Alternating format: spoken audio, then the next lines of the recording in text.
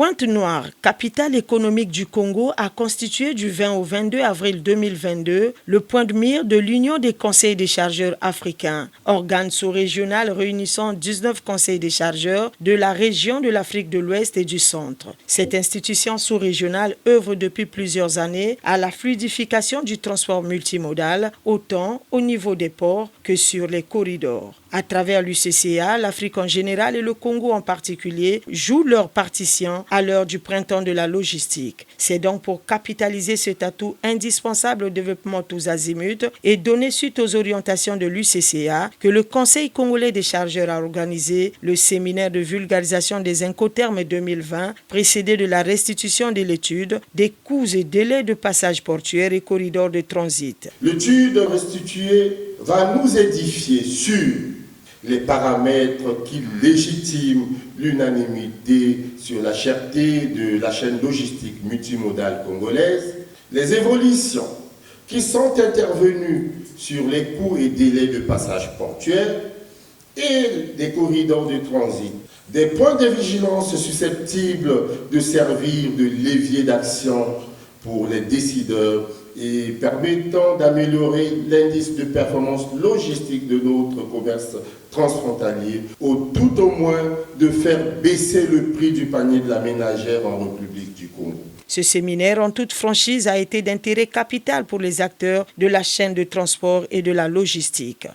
En s'appuyant sur des experts confirmés, vous mettez à la disposition des chargeurs et autres participants à ces journées un cadre d'échange devant leur permettre de s'approprier toutes les subtilités des Incoterms et des actions sur lesquelles il faudra travailler pour la facilitation du commerce et témoigner ainsi de votre ferme volonté de renforcer les capacités des chargeurs en accordant une attention prioritaire à l'actualisation de leurs connaissances et à la résolution de leurs problématiques. Patronant la cérémonie d'ouverture, la tutelle qui a tenu à ce grand rendez-vous en ces temps de morosité économique a fait savoir les attentes du gouvernement. Pour le gouvernement, c'est extrêmement important. Il devrait regarder avec minutie tous ces éléments que nous pouvons nous gérer de façon transversale. Et là, nous avons la chance d'avoir une étude qui arrive à point nommé pour pouvoir nous présenter de façon très factuelle, très précise, où le gouvernement, à un moment donné, peut mettre le curseur pour réguler l'ensemble de ces prix. Premier effet bénéfique de ce séminaire, l'engagement du ministre de tutelle à promouvoir la logistique au Congo a été salué par la remise de l'ouvrage de Maître Serine Thiam Diop, expert agréé en transport maritime et ancien secrétaire général de l'UCCA. Un seul mot, c'est moi qui vous remercie. Merci. J'en ferai bon usage dans le cadre de fonctions.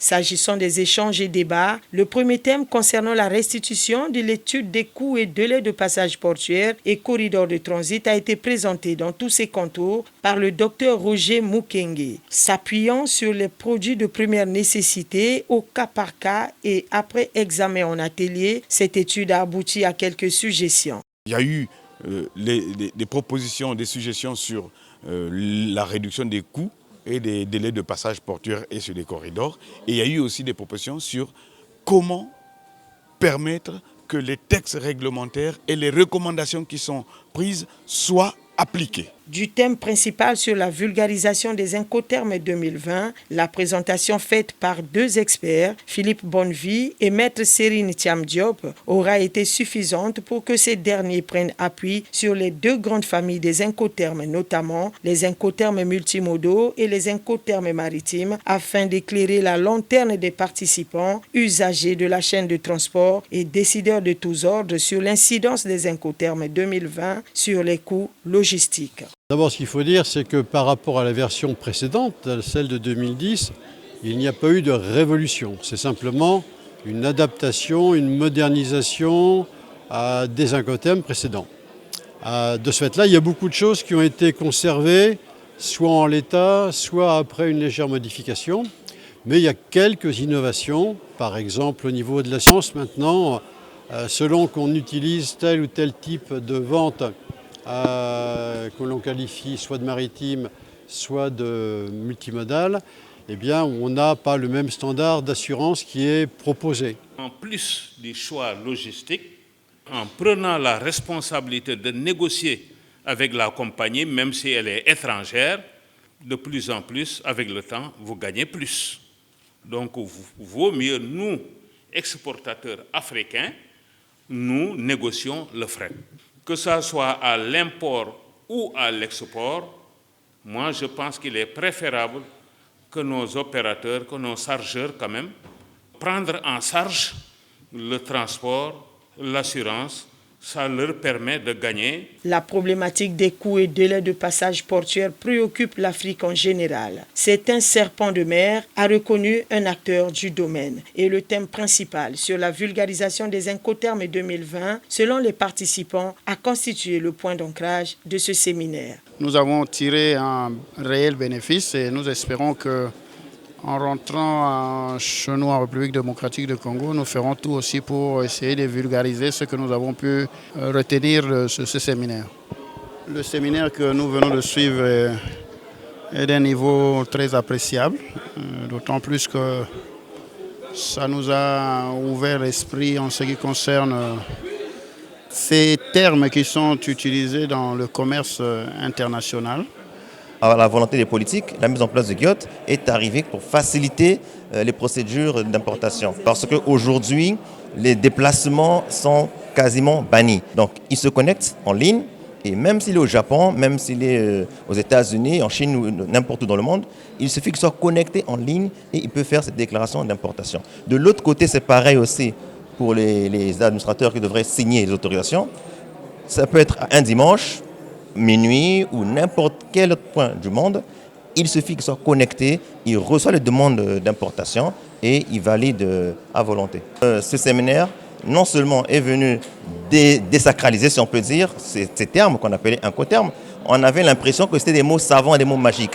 Mais grâce à ces journées, on a pu comprendre que les incoterms ne sont pas du tout des mots savants ni des mots magiques, ce sont tout simplement des codes qui permettent de mieux opérer au commerce international. Second effet bénéfique de ce séminaire, la signature des partenariats tour à tour avec le Centre Trainmar de Dakar, la Direction générale des transports terrestres et la Direction générale du port autonome de Brazzaville, port secondaire. Nous avons pris l'engagement de créer le Centre Trainmar, qui est un centre qui nous a été recommandé par la Conférence des Nations Unies pour le commerce et le développement, la CNUSED, qui recommandait à tous les conseils des chargeurs de créer des centres de formation spécialisés pour permettre à nos pays de s'approprier les métiers de la logistique, mais ceci pour la compétitivité de notre chaîne logistique. Nous avons effectivement initié ces accords, c'est beaucoup plus pour le besoin de la formation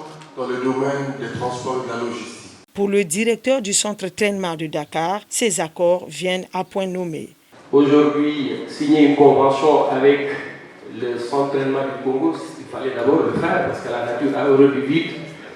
Penser à une structure à côté de tout ce qu'on vient de dire, de formation. Et je pense que c'est aussi quelque chose qu'il faut faire. Et je félicite M. Boula d'avoir eu l'idée de le faire. Donc, c'est pour l'accompagner dans l'ingénierie pédagogique active, parce que ce centre a besoin qu'on l'accompagne.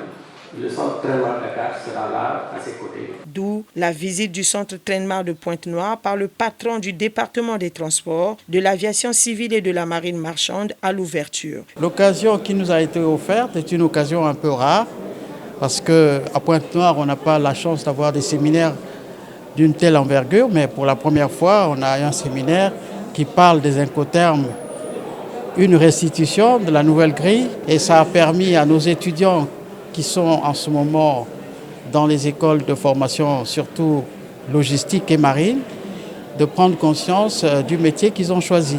C'était un séminaire très enrichissant sur l'explicité des experts. Ça va droit de nos objectifs pour mettre en évidence la marque d'eau que nous mettons sur le marché.